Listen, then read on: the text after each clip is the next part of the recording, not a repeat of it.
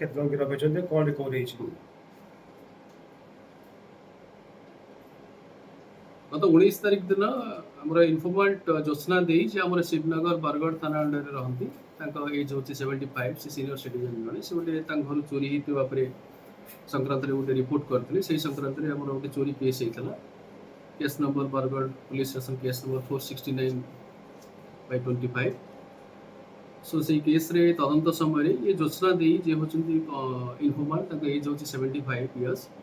ताको घरे पाखापाखि 2 वर्ष हबो से जण को रखिथिले ताकर ग्राउंड फ्लोर रे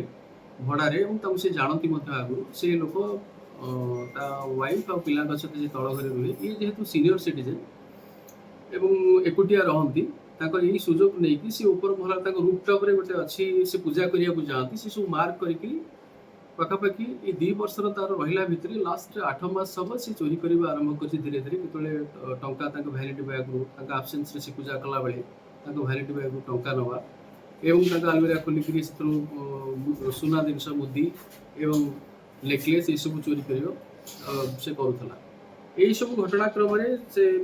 18 तारिख दिन कंप्लेनेंट जी अच्छा ज्योत्स्ना दे सी देखीदे सामने पड़गला देखीदे से सब धाई पड़ेगा भाई आबस्कॉन्ड होगा से अभियोग करते से संक्रांत में केस होपर सब खोजिक पुलिस सब आप्रिहेंड कला एवं पाखु जे प्रिंसिपल आक्यूज जी अच्छी स्मृतिकांत नायक आलियास पिकू घर हूँ रघुनाथपुर जगतसिंहपुर डिस्ट्रिक्ट रे ताकू पुलिस आप्रिहेंड करू गोटे सुना सेन आउ 30,000 टंका ताठू रिकवर कराई एवं ताकू धरिक फर्दर इंट्रोगेशन कला बेलू सी कन्फेस कला जे पुणी आउ जहाँ को सी देइछि ता ना हूँ मनोज कुमार रणा ताकू मध्य किसी चोरी होता जिनस देइथिला ता पाखरु मध्य रिसीवर हिसाब रे ता पाखरु मध्य गोटे गोल्ड चेन आउ 3टा सुना मुदी रिकवर कराई उभय को अरेस्ट कराई आज फरवर्ड करा होछि।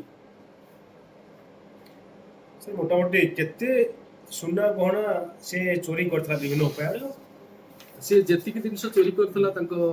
घरु सब जाक रिकवर होइछि। गोटे गोटे सुना चेन प्रिंसिपल आक्यूज पाखु एवं रिसीवर जे ता पाखरु मध्य गोटे सुना चेन टोटल 2टा सुना चेन